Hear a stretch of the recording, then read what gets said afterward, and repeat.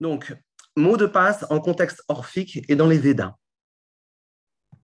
Les lamelles d'or dites orphiques sont des instructions pour l'au-delà, ce qu'il faut faire et ce qu'il faut dire, afin que l'âme soit guidée dans son vers la béatitude éternelle et ne se perde pas sur la route qui doit l'emmener à Lux Perpetua Céleste. Je reprends ici un titre de Franz Cumonn.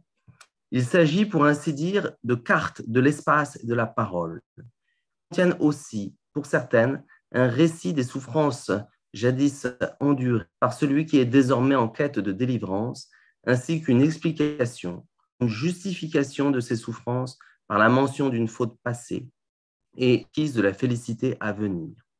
Elle suppose un rituel d'initiation durant la vie terrestre, où l'essentiel des informations consignées a été transmis, et elles annoncent d'autres rituels dans l'au-delà. Parmi les paroles qu'il faut connaître, il y a un mot plus ou moins développé que l'âme du défunt devra prononcer. Il faut en effet un mot de passe pour accéder à l'au-delà bienheureux. C'est un acte de langue qui ouvre les portes de l'immortalité dans la lumière et la plénitude. Il faut le dire au gardien pour qu'il laisse boire le défunt à la source rédemptrice. Ce mot transforme le mortel en un être divin, un daimao, voire un dieu, qui sera accueilli par les êtres de la même sorte. Comme il est dit dans certaines tablettes, tu seras Dieu au lieu de... Et je vous lis ici un extrait. Tu trouveras une seconde source, l'eau froide qui coule du lac de Mnémosyne. Elles se tiennent des gardes. Ils te demanderont en surdiscernement pourquoi tu extrais les ténèbres de l'Hadès obscur. Ils te demanderont qui es-tu, d'où viens-tu, dis-leur bien toute la vérité. Il faut dire je suis fils de terre et ciel étoilé. J'ai nom Astérios, ma lignée est céleste. Mais cela, vous aussi le savez. Nous voyons donc que le salut a une forme sociale. Il s'agit de rejoindre le club très fermé, unité, ou au moins des héros. C'est un processus de démocratisation, voire de socialisation et d'intériorisation du statut héroïque. Pour être, il faut montrer que l'on fait déjà partie du groupe en droit. Il faut exhiber un signe de reconnaissance, un sunthema, révélant aux autres n'est pas n'importe qui et qu'on n'usurpera pas sa place dans cette assemblée privilégiée. C'est le rite initiatique accompli durant la vie ici-bas à titre de répétition générale qui enseigne ce mot de passe. Ce scénario est assez classique et trouve dans de nombreuses religions initiatiques. Mais ce qui fait l'originel orphisme dans sa veine pythagoricienne, c'est que cette transformation n'est pas une alternation, n'est pas une altération. C'est en fait un retour. Il s'agit de renouer avec une part divine enfouie au cœur de la personne, de découvrir et cacher en soi et de s'identifier désormais entièrement à cela, d'en faire le centre vivant de son existence. Le mot de passe exprime donc en personne une vérité sur le défunt et en particulier une vérité sur sa vie divine. Les gardiens demandent « Qui es-tu? D'où viens-tu » Et le défunt doit dire « L'origine divine ».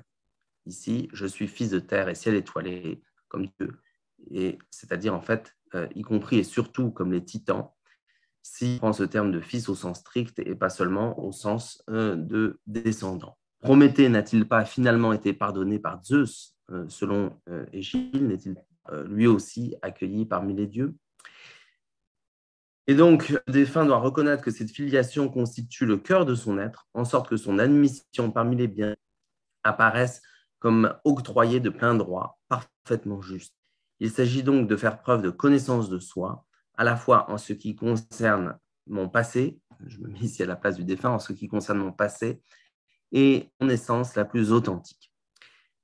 C'est donc à double titre que Mnémosyne peut être invoqué dans les tablettes les plus spirituelles et les moins magiques. Il faut se souvenir du mot de passe appris lors du rituel d'initiation et il faut surtout se souvenir de mon origine divine.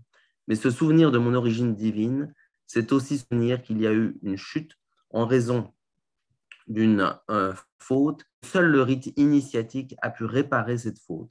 Il faut se souvenir que, Pédocle, je suis un exilé du divin, comme si Hésiode, lorsque le sort des dieux parjure au serment juré sur le Styx, avaient en fait parlé qu'ils sont désormais dans des corps d'hommes pour expier leurs fautes. Le mot de passe en première personne est donc à la fois une description vraie de mon histoire métaphysique et une formule magique avec une valeur performative. C'est donc évidemment parce que je dis la vérité sur ce que je suis en vérité, au plus profond de moi, que je vais vivre le moment originaire de ma coïncidence avec la souche divine, moment bien en fut. Par la parole, je redeviens ce que je fus et que je vais cesser d'avoir à être. Cette parole est un acte de nomination, ce qui symbolise une nouvelle naissance, certes, mais le nom que je m'attribue ainsi à moi-même est ma réalité la plus originaire et, par cette révélation, a coïncidé avec elle. On a donc ici un rapprochement possible avec la fameuse énigme résolue par Oedipe, qui concerne aussi évidemment la naissance de soi. Sauf qu'on a ici un chemin inverse de celui parcouru par l'esprit d'Oedipe dans l'énigme. En effet, derrière ma singularité spatio-temporelle, bien connue, qui es-tu me met au défi de trouver une essence éternelle, universelle. Donc on va ici, dans les lamelles d'or, du singulier à l'universel. Oedipe, en revanche, devait partir de l'essence universelle de l'homme, présentée de manière cryptique, et finalement y reconnaître l'homme qu'il était, ici et maintenant. Oedipe reconnaît que c'est de lui-même, en tant qu'homme, que la Sphinge parle. Mais chez Oedipe, le chemin vers le singulier ne va pas jusqu'au bout. Oedipe ne parvient pas à se connaître lui en tant qu'individu. Il n'arrive pas à découvrir sa lignée à temps et le débat lourdement sur lui, le punissant d'avoir fait tout d'abord preuve de tant d'intelligence sans l'aide des dieux ou de leurs prêtres. Au fond, connaît toujours simplement comme un homme en général et n'arrive pas à se connaître à temps comme individu, comme cet homme-ci. L'initié, en revanche, sera sauvé. Il parvient à réconcilier complètement, par sa parole propre, les deux extrêmes, singulier et l'universel. L'initiation au Dieu dans les lamelles d'or ne concerne pas seulement le but du cheminement. Les dieux sont dans le trajet même qui mène eux. L'initiation me fait notamment revivre les métamorphoses de Dionysos, sa double naissance, sa mort et sa résurrection. L'initiation me fait découvrir que je suis, pour le moins, un analogone de Dionysos dans ma quête de salut, voire une de lui, une instantiation localisée et temporalisée de sa puissance universelle. Un participant, dirait Platon, un Bacchan. C'est pourquoi, étant le Dieu aux multiples métamorphoses depuis toujours au fond de moi, je peux aussi venir vers lui. Cette identité cachée avec le Dieu est aussi ce qui permet mon propre avènement. Le parcours qui mène au salut n'est pas extrait au salut. Sinon, l'âme resterait bloquée dans son aliénation. Il y a des conditions actuelles, une parenté avec le Dieu en tant que celui-ci revenir à lui, renaître depuis un état de dispersion extrême. Et cette identification entre Dionysos et l'initié des lamelles d'or est symbolisée par l'un des mots de passe qu'on a en tablette, qui est chevreau, je me suis élancé vers le lait. C'est que Dionysos était régulièrement comparé à un chevreau ou à un jeune taureau. Et donc, cette mention du chevreau est clairement dionysiaque. Et l'idée de s'élancer vers le lait était l'évocation d'une nouvelle naissance. Donc, on l'a ici dans ce que vous voyez à l'écran. Ô heureux et bien, tu seras Dieu au lieu de mortel, chevreau, je me suis élancé vers le lait. C'est là le suntema. Le salut initiatique, peut-on dire, entre magie et philosophie, ne s'identifiant complètement ni à l'un ni à l'autre. Au fond, dans ces rites initiatiques, n'est-ce pas moi-même qui me laisse passer outre? Les gardiens sont-ils vraiment de sévères puissances extérieures à l'autorisation desquelles je devrais finalement mon salut? N'est-ce pas par moi-même que je lève les obstacles à ma divinité, obstacles que je m'étais aussi imposée à moi-même. Alors, face à cette hypothèse, au fond, d'une intégrale du moi en qualité, je crois que les lamelles d'or adoptent une position médiane. Ils représentent un stade intermédiaire entre deux conceptions antagonistes d'une part, la rédemption par un sauveur extérieur qui accepte de venir à notre secours, on trouvera par exemple dans le christianisme, et d'autre part, la purification philosophique, au sens platonicien, où c'est la seule connaissance de soi-même obtenue par soi-même qui sauve. La philosophie et le philosophe cherche en lui-même incorruptible et tâche de coïncider avec cela, retranchant tout le reste. Il s'agit pour le philosophe d'un recentrement, et un recentrement sur précisément, plus que d'un rachat. Car si je ne suis pas sauvé par un Messie, il faut bien que quelque chose en moi soit demeuré comme une corde ou s'accrocher pour remonter hors du gouffre. La corruption doit donc avoir été telle, voire avoir consisté en l'adjonction d'une gangue autour du ciel. C'est ce qu'on retrouve dans le mythe de la statue de Glaucus, dans le 10e livre de Platon. La réminiscence platonicienne offre ainsi le modèle de tout perfectionnement de soi par soi-même. Si la perfection et la réalité absolue n'étaient pas déjà secrètement, comment pourrais-je, par mes propres forces, m'extraire du néant? La passion, en revanche, est une migration intérieure, une rétractation sur une pointe de diamant, un retour au feu immaculé de l'origine, une polarisation autour de l'unique centre de l'âme qui est l'un, polarisation qu'on appelle l'élection. La rédemption, en revanche, c'est une teinture dans la masse, en charge de l'être dans toute son opacité, toute sa grandeur, une acceptation mystère nocturne, une résurrection de la chair, une rénovation du monde osseux tel, et je cite ici un terme de l'Avesta. Dans les lamelles orphiques, l'autonomie du moi est limitée par le fait qu'il faut avoir reçu de d'autres, le prêtre, l'officiant, le mot de passe lors de l'initiation, et que ce rite c'est racheter une faute obscure commise dans un passé anhistorique. Faute qui n'est pas d'ailleurs encore une faute cognitive, comme ce sera le cas chez Platon. Cette faute, c'est par exemple le meurtre de Dionysos par mythe dont la datation est tout à fait controversée et sujette à polémique récemment. Mais une découverte paléographique vient ajouter de l'eau au moulin de ceux qui estiment que ce mythe est ancien. Si ce n'est pas le mythe lui-même, en tout cas, c'est une structure mythologique qui est sans doute ancienne en Grèce elle-même. Dans l'ordre orphique, comme le mal n'est pas tout entier affaire de connaissance, le remède n'est pas non plus entier affaire de connaissance, contrairement à ce qu'on trouvera dans la philosophie. Mais cette différence avec la philosophie ne nous fait pas pour autant basculer du côté de la magie, dans la mesure où le bénéfice est pensé en termes d'être, en termes de transformation intime de soi pour correspondre à l'idéal intérieur et non en termes d'avoir, d'acquisition d'un bénéfice extérieur. Au fond, on pourrait dire qu'il n'y a manifestement que non contradictoire pour s'immortaliser en faisant jouer la spontanéité interne sans recourir à un sauveur extérieur. D'une part, le projet de vouloir abolir ces particularités en se rehaussant du logos universel que chacun retrouve au fond de soi. Et alors, c'est belle naissance qui sauve.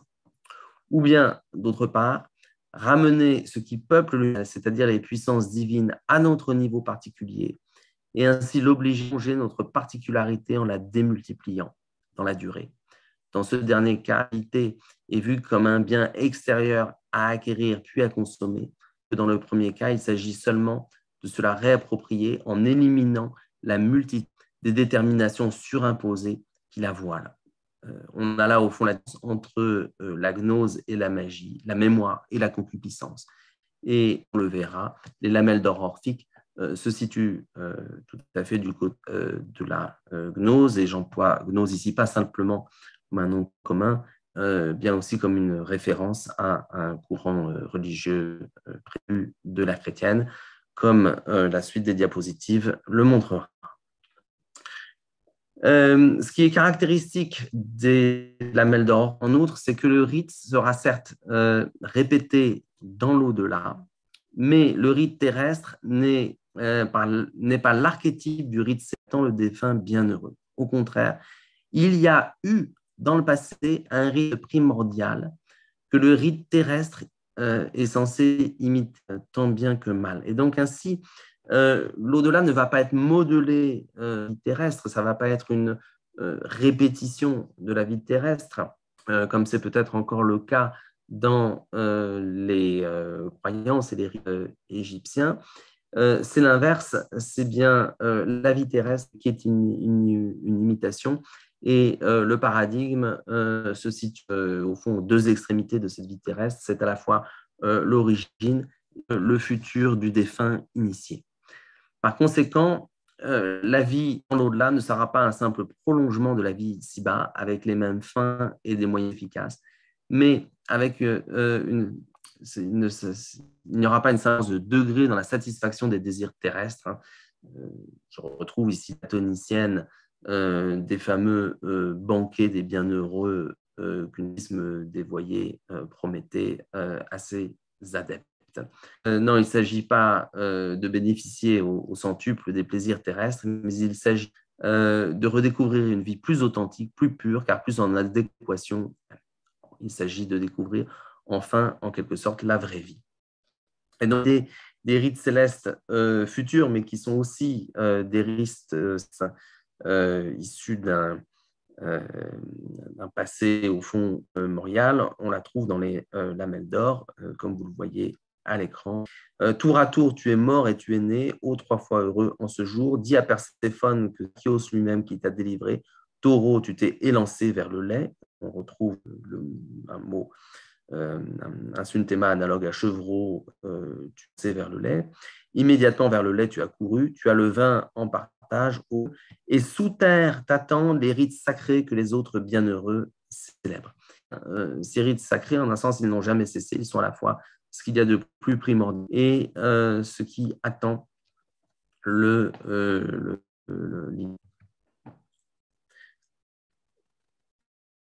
voilà, et je vous donne à l'écran d'autres qui permettent de soutenir cette idée que les rites d'outre-tombe sont de l'initié, mais c'est un futur qui rejoint l'origine, la monde, et cela est tout à fait cohérent avec l'idée de Mnémosyne, hein, cette mère des Muses, qui préside à tout le parcours post décrit par les lamelles d'or orphiques. Il faut boire à la source de Mnémosyne pour se remémorer son origine divine, son véritable nom, afin d'être intégré dans la société de Dieu. Vous avez comme ça, par exemple, un extrait de, bon, c'est pas sans doute du vrai Platon, mais c'est intéressant quand même. En ce lieu, c'est-à-dire dans le séjour des bienheureux outre-tombe, une place privilégiée est faite qui ont été initiés, ils y accomplissent les actes rituels de la piété. Or toi, que l'accomplissement fait communier à la famille des dieux, n'aurais-tu pas tout le premier ta part d'un tel honneur? Donc là, on a l'idée des rites à venir, mais dans le Phèdre, on a l'idée d'un rite anténatal, et ça fait une différence pour l'initié, que ce soit anténatal ou à venir. Les dieux sont dans l'éternité, c'est un éternel présent, et donc les rites sont dans l'éternité, donc ils sont aussi bien passés et alors, sur le, dans la lamelle d'or, il est évoqué une voie sacrée que le défunt pourra parcourir avec les initiés une fois qu'il aura bu à la source de Mnémosyne. Vous avez vu ça sur la diapositive. On peut se demander s'il n'y a pas là une allusion à au parcours du Soleil, à une trajectoire solaire. Cette fameuse voie sacrée, c'est peut-être la trajectoire qui traverse l'hémisphère céleste le jour et l'hémisphère infernal durant. Il y aurait alors une forte correspondance avec les croyances siennes, comme vous le verrez dans les dernières diapositives. Ce chemin, c'est peut-être aussi la Voie lactée, et je me suis précipité dans le lait ou vers le lait. Ce lait, c'est peut-être celui de la Voie lactée. Alors, face à cette idée d'un cycle astronomique, peut-être un cycle solaire, il faut rester prudent, en tout cas pour les sources grecques, et on le verra plus en sources indiennes. Car on pourrait au contraire soutenir que l'initiation est ce qui permet d'échapper définitivement au cycle des saisons, voire l'incarnation, car justement, on l'a vu, l'au-delà que permet d'obtenir l'initiation n'est pas une simple imitation de la vie ici. Une simple imitation qui aurait simplement en plus une forme d'application. Et c'est précisément un point sur lequel l'Inde va insister de manière plus explicite que les textes grecs. En effet, on va voir en Inde que le défunt dans un petit identifié à l'année en tant que le cycle solaire complet, parfaitement adjointé à lui-même, concentré, qui ne risque plus de se démembrer en saisons décousues les unes aux autres. Mais cette année qui est le cycle du Soleil, au fond, est si bien structurée qu'elle finit par en symbole l'immobilité. Et on retrouve finalement du Soleil de la République de Platon que Platon qualifie comme étant au-delà de la Genèse en 509c, comme le bien sera dit lui-même, au-delà de l'essence, au-delà de Lucien. Et cette année parfaitement structurée, parfaitement sans, s'oppose par exemple au cycle lunaire, qui est de ce que le Veda appelle les pères, Pitri, destinés à se réincarner leur descendance plus ou moins proche. Certains textes mentionnent même une face cachée du tourné vers l'empyrée en correspondance avec le soleil tel qu'il est, le passage nocturne aux enfers.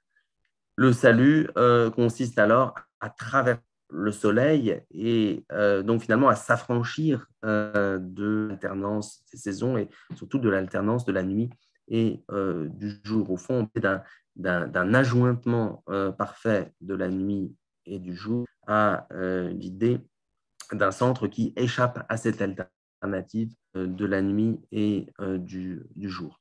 Et si les textes égyptiens se situent encore dans une identification du défunt initié au soleil, cela va de pair avec l'idée que l'au-delà est une sorte de répétition et d'intensification de la vie ici-bas, alors que l'éthique et les textes indiens proposent clairement l'au-delà comme une rupture purificatrice par rapport à la vie sensuelle et donc, au fond, on retravaille cette image du soleil pour la stabiliser, l'immobiliser, voire passer de l'autre côté du soleil, sachant qu'évidemment, on est dans tout ça dans un modèle géocentrique. Et nous sommes maintenant de passer au texte du Veda, où le mot de passe ne sera plus simplement la mention d'une origine divine correcte. Hein, ça sera plus simplement de dire « je suis fils de la terre et du ciel étoilé ». Non, le mot de passe ici va être juste la vérité.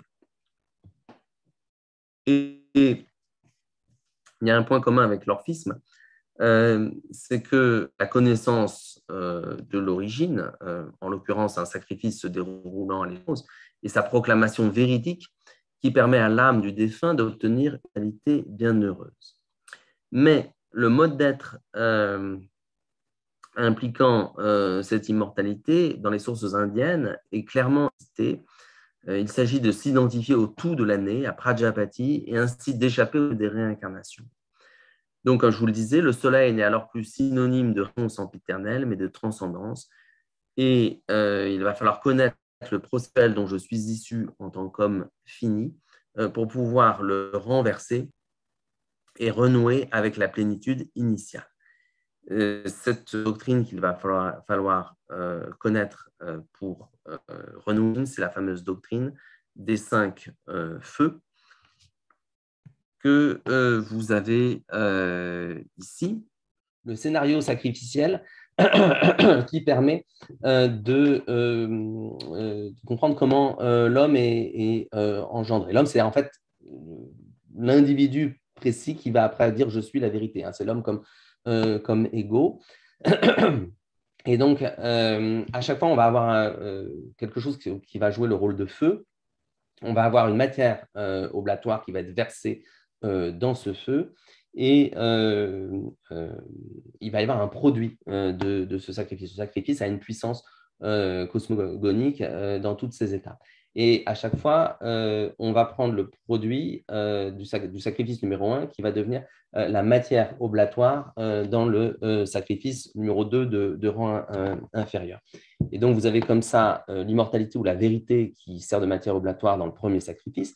Et le feu, c'est le soleil avec lequel, justement, au terme de l'initiation, il y aura une identification.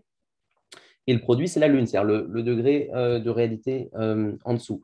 Et puis après, la lune va servir de matière oblatoire, ça va engendrer la pluie. La pluie va servir de matière oblatoire à son tour, ça va engendrer la nourriture. La nourriture va servir de matière oblatoire dans un homme, un père, et c'est la semence, le sperme, qui va être produit. Et on a ensuite l'acte sexuel qui est compris à son tour comme un sacrifice. Et c'est la semence qui va servir de matière oblatoire, et la femme est identifiée au feu. Et c'est là que Ego, l'homme singulier, va naître. Mais Ego, à sa mort, va lui-même servir de combustible au bûcher funéraire. Vous savez qu'en Inde, il y a la crémation des défunts. Et donc, l'homme lui-même est considéré comme une matière oblatoire qui est jetée dans le feu du bûcher funéraire. Et ce qui va être produit, parce que tous les sacrifices produisent quelque chose, ça va être l'âme, je dirais, libérée de son corps, qui va justement être interrogée par les saisons et à qui on va demander « mais qui es-tu » Et donc, en énonçant correctement son origine rituelle, l'âme va en fait progressivement remonter toutes les étapes. Vous voyez, le processus est réversible. Au fond, le savoir me permet de passer le film à l'envers, en quelque sorte, et de franchir toutes les étapes de la cosmogonie, mais renverser cette fois-ci pour venir s'identifier au soleil.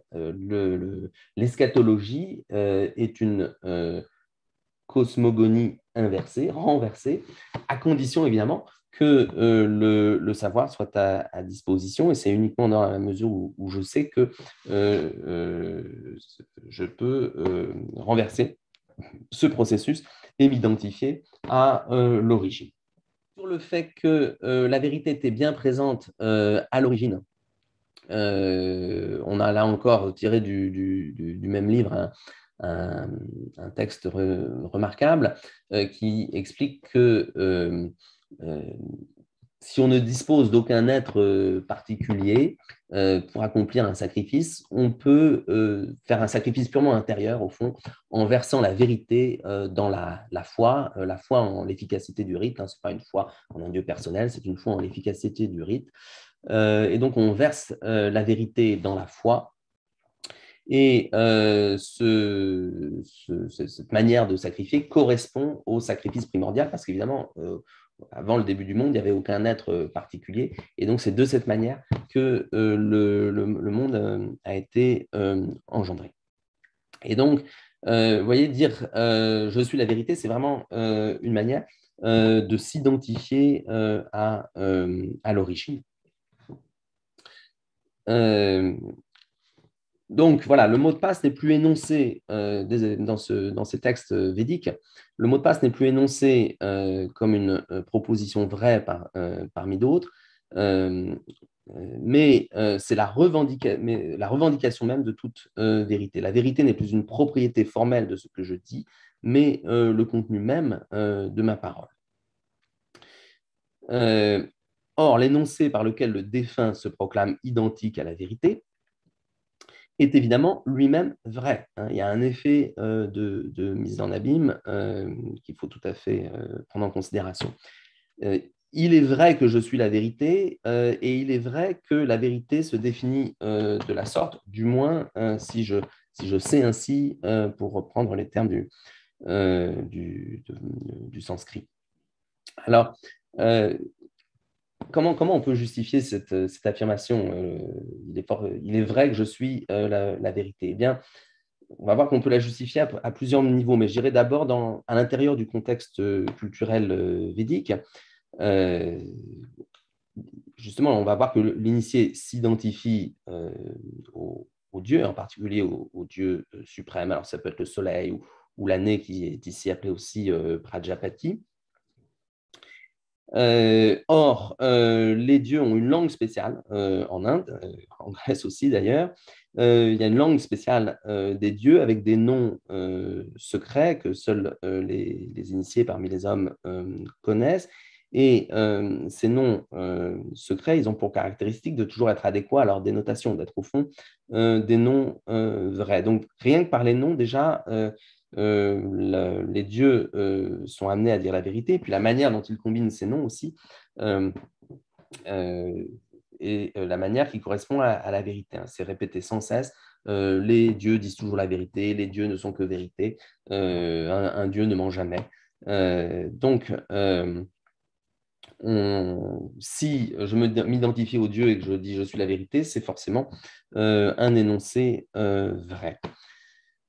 Mais on peut aller plus loin et au fond faire une justification philosophique dans l'absolu.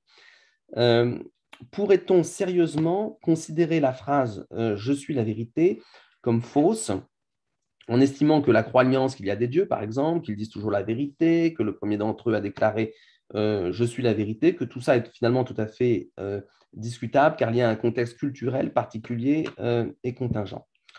En fait, il faut réfléchir un petit peu, là c'est un petit peu de la philosophie, au nom de quoi peut-on accepter ou refuser une définition de la vérité? C'est nécessairement au nom d'une conception préalable de la vérité. On ne peut jamais recevoir de l'extérieur une définition de la vérité comme si on ignorait auparavant ce que le mot vérité signifie. Car recevoir, ça veut dire précisément prendre pour vrai. Donc, ou bien on ne saura jamais ce qu'est la vérité, ou bien on doit le savoir depuis toujours. De même, quiconque prétend examiner la pertinence d'une définition de la vérité a en fait déjà pris sa décision sur ce qu'est la vérité. Dès que je dis je, égaux, je pose en même temps ma définition de la vérité. La proposition je suis la vérité est donc en un certain sens incontestable et parfaitement vraie. Ça ne veut pas dire que ce que je dis, moi, M. Pinchard, soit toujours vrai, mais c'est seulement en tant que je suis capable de dire je, de dire égaux, que je donne du sens au mot vérité. Et s'il n'y avait aucune personne capable de dire je dans le monde, alors le mot de vérité ne renverrait à strictement rien et pas même à une image mentale. Ainsi, quand j'affirme je suis la vérité, je dis quelque chose sur moi-même aussi bien que sur la vérité. Alors, là où les choses se corsent et deviennent vraiment très, très étonnantes, c'est que cette fameuse divinité solaire suprême qui est appelé le plus souvent Prajapati, va être appelé qui, hein, avec le pronom interrogatif en sanskrit qui correspond exactement au latin quis.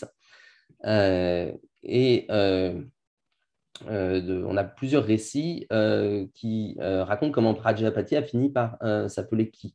Indra, qui est un dieu subalterne, au fond, veut lui voler ses caractéristiques distinctives. Et à ce moment-là, Prajapati, très inquiet, se demande mais qui serais-je dans ces conditions, hein, avec un conditionnel.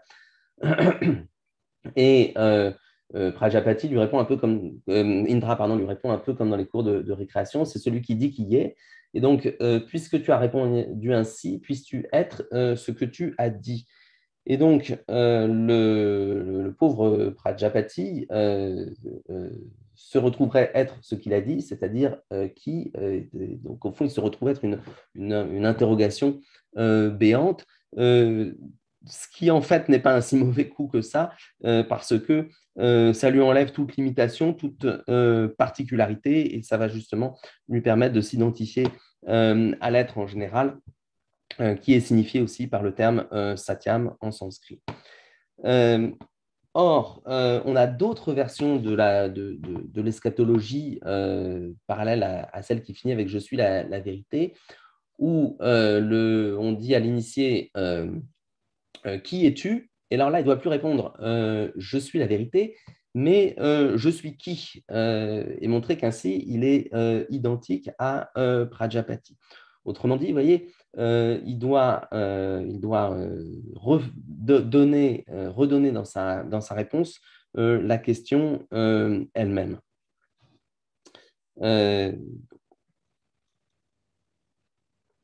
Alors, la connaissance. Alors, à partir du moment où il y a identification entre l'âme du défunt et la divinité, la connaissance de soi et la connaissance de la divinité convergent. L'interrogation initiatique impliquant une connaissance de soi devient tout aussi bien une interrogation de théologie sur les noms secrets des dieux et les noms qui donnent pouvoir sur les dieux.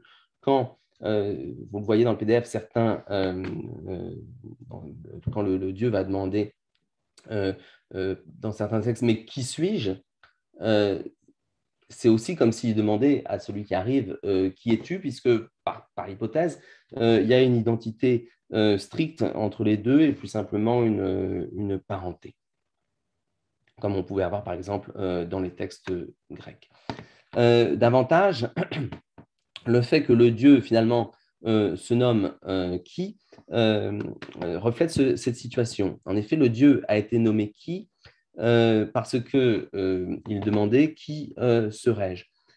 Ce nouveau nom attribué par un Dieu est nécessairement vrai, en ce sens qu'il décrit exactement sa dénotation, car la langue des dieux n'est composée que de noms vrais, et c'est un autre dieu qui l'a nommé ainsi. Donc, puisque c'est Indra qui donne ce nom, c'est forcément un nom vrai. Par conséquent, le dieu, par cette nouvelle nomination, est identifié à son propre acte de langage. Vous voyez, quand Indra lui dit « mais bien tu seras qui ?» Le dieu, on peut dire, est identifié à son propre acte de langage. Il devient ce qu'il dit. Je répète, il devient ce qu'il dit. J'insiste sur cette formule parce qu'après, du côté de la gnose, on va avoir la formule à propos du Dieu, je suis l'énoncé de mon nom. Eh bien, là, en Inde, déjà, le Dieu devient ce qu'il dit. En outre, en demandant à l'impétrant qui suis-je ou qui es-tu, il révèle son nom ou celui de l'impétrant, ce qui revient finalement au même. La question est donc aussi la réponse, de même que l'initié doit réaliser qu'il est le même que le Dieu, à savoir l'être pur, sans détermination. Et donc, à ce moment-là, le mot de passe n'est plus différent de la question. Alors, allons voir... oui, alors, enfin, dans ce texte 11, hein, que vous avez aussi dans le PDF, on a la synthèse, on a à la fois l'affirmation « je suis qui » et « je suis la vérité », ce qui montre bien quand même la cohérence de cette réflexion. On a les deux les deux réflexions, je suis la vérité, je suis qui, on va voir que c'est deux manières au fond d'essayer de penser la même chose. Alors, du côté, pourquoi je me suis intéressé au texte de la gnose? D'abord parce que on retrouve un scénario d'ascension vers l'origine qui implique une connaissance de soi, et ce retour à l'origine est synonyme de salut. Et puis, on a aussi un dialogue avec des gardiens qui interrogent le défunt, qui lui disent qui es-tu, d'où viens-tu?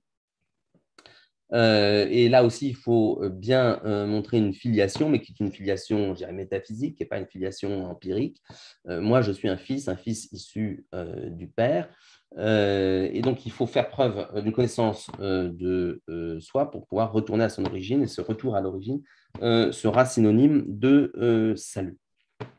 Donc, pour obtenir le salut, l'âme doit prendre conscience de son identité profonde avec la divinité. C'est le sens même, à vrai dire, du mot gnosis. Mais le Dieu en question, ou en tout cas certaines de ses hypostases, peut dire je suis la vérité.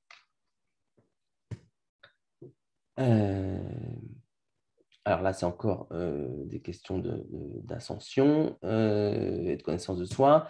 Donc, on trouve dans la gnose des formules qui nous ramènent tout à fait du côté de l'Inde. Cette formule, évidemment, d'abord, je suis l'essence, le tonnerre intellect parfait en 1829. Je suis l'essence, en plus en grec, c'était le mot qui par essence, c'était ousia. Donc, ne serait-ce que d'un point de vue étymologique, on a là une exacte correspondance avec le Satyam Asmi du Nya Brahmana que j'ai cité tout à l'heure et dont j'ai dit qu'on pouvait le par je suis la vérité ou bien je suis l'être. Et associé à cette affirmation redondante en quelque sorte, hein, puisque le prédicat reprend le verbe, on trouve une identification du moi du moi de la vie à son propre nom, et si bien que il y a une abolition de la distance entre le nom et la chose, entre le nom et ce qui est. On trouve ainsi, je suis l'énoncé de mon nom, c'est moi la connaissance de mon nom, c'est moi le nom de la voix et la voix du nom. Cette abolition de la distance, le nom et ce qui est nommé, nous renvoie évidemment aussi du côté avec la fameuse phrase de Patti, je suis qui et justement ce qui devient son propre nom et va finalement être ce qu'il a dit. Et ça donnera cette dimension d'universalité qui en fait un but pour le salut de l'initié. Mais ce n'est pas simplement du côté de l'Inde qu'on trouve ce genre de formule, c'est aussi chez Plotin dans le traité 49 contre les dans le 39 où on a une attaque contre les gnostiques qui confondent le niveau de l'être, qui est connaissance de soi, avec le niveau de l'un. Et Plotin dit l'un est déclaré on eimi, littéralement je suis l'être. Et c'est pas une simple tautologie car l'être implique une multiplicité contenue dans l'unité et avec une intérêt réciproque de toutes les parties, mais une multiplicité quand même. Et cette idée de l'être, on peut dire il est l'être, se retrouve dans le traité 39 avec la phrase suivante.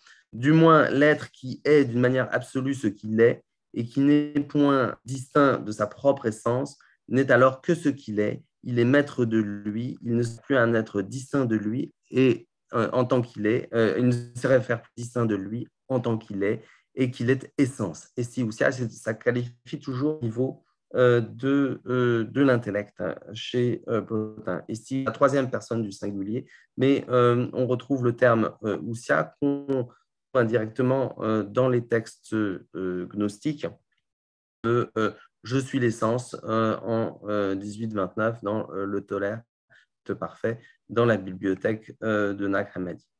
Et soutient encore cette idée dans le traité 45. Ainsi, la vérité vraiment réelle n'est pas un accord avec autre chose, mais avec elle-même, et rien d'autre sinon elle-même. Ce qu'elle dit, elle l'est, et ce qu'elle est, elle le dit. Donc là, il me semble qu'on est tout à fait proche des formules des textes gnostiques avec je suis l'énoncé de mon nom, c'est moi la connaissance de mon nom, c'est moi le nom de la voix et la voix du nom. Donc, on va dire que Plotin ici suit les gnostiques, mais en fait, il faut bien voir que chez Plotin, il s'agit ici d'une description de la seconde hypostase et non pas du principe lui-même. Voilà, pour retrouver bien rassemblés ensemble sur la diapositive.